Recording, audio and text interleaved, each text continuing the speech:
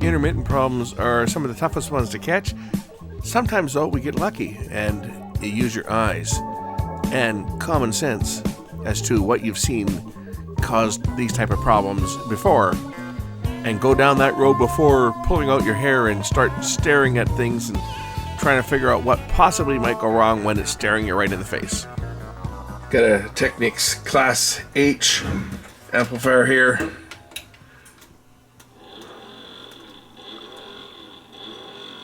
I hear the fan going, but I don't hear any sound. Let's pop this one apart and see why it's not working. This is one of these integrated circuit amps that use the power outputs, the APMs, the audio power modules, Class H. If anything goes wrong with these, you're up a creek, because I don't think you're finding them anymore.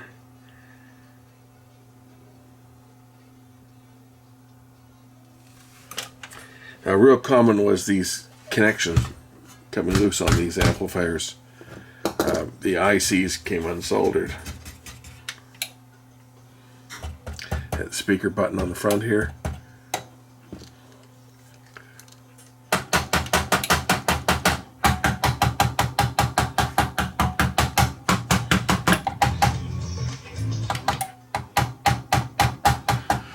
Got sound there for a second.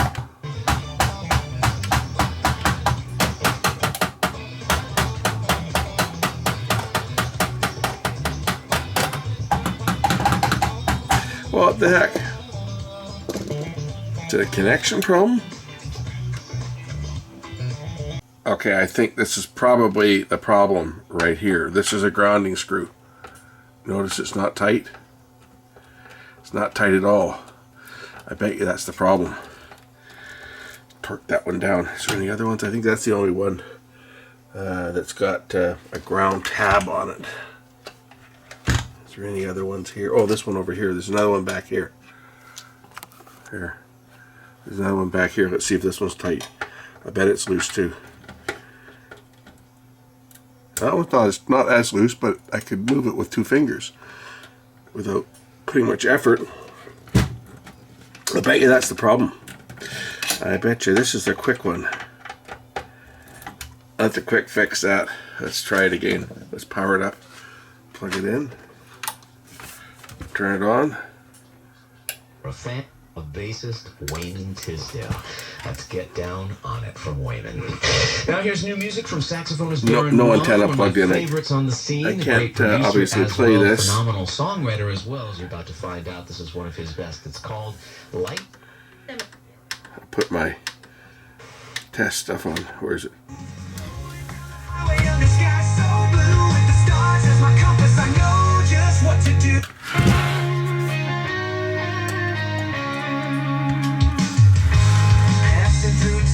Okay.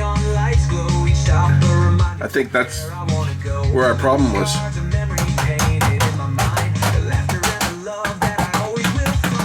I checked them. These have been done.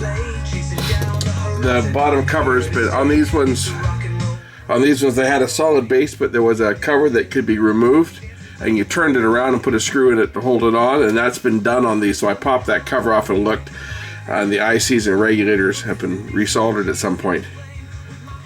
But that screw was loose, and there was no sound, and it cut in when I was tapping on the relays. Now it's fine. Yeah, I bet you that's what it was just that screw. Okay, well, that's about as quick a repair as I've ever done.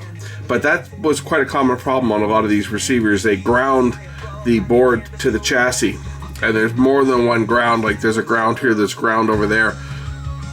They use the metal chassis to ground multiple points. Panasonic was real bad for doing that. They did it a lot on their plasma TVs, which caused them to completely blow up. The SS board, the SS board on the main scan. It was a common problem. They came out with a kit with new screws that had lock washers on them so that they wouldn't work their way loose and blow the setup. But it happened on other things as well. This one has a fan When you turn above a certain volume, the fan will kick in. So let's keep rolling with the spirits high. It's an exhaust fan in this case, so there's vents on the top cover and on the bottom, and heat gets drawn into the top and then pulled out the back.